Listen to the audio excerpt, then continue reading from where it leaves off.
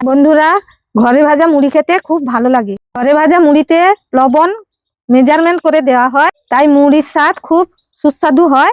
সুস্বাদু মুড়ি খেতে হলে আমার মুড়ি ভাজার পদ্ধতিটা দেখতে থাকো, তাহলেই বুঝতে পারবে মুড়ি ভাজার পদ্ধতি।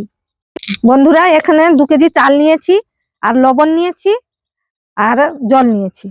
2 কেজি চালে আমি 2 মুঠো লবণ দেব, আর পরিমাণ মতন জল দেব।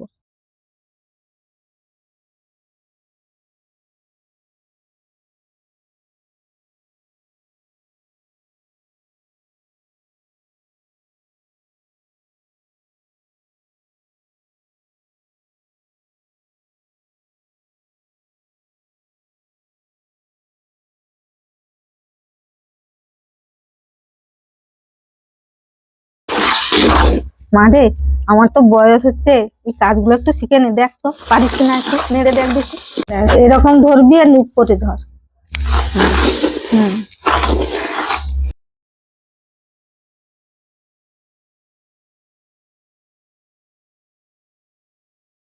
এবারে একটা নাড় দেখি। হচ্ছে, নাড়াও।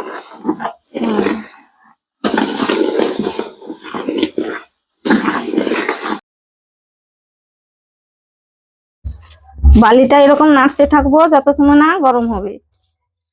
এবারে বালি গরম হয়ে গেছে, এবারে অল্প অল্প চাল দিব, আমার মুড়িটা তুলবো।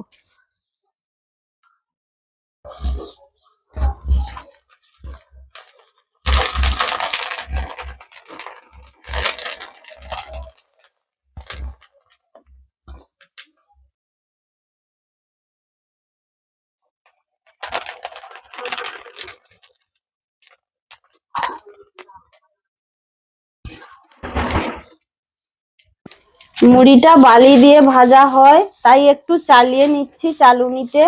না চালালে বালি থেকে যাবে, দিলে খাওয়া যাবে না।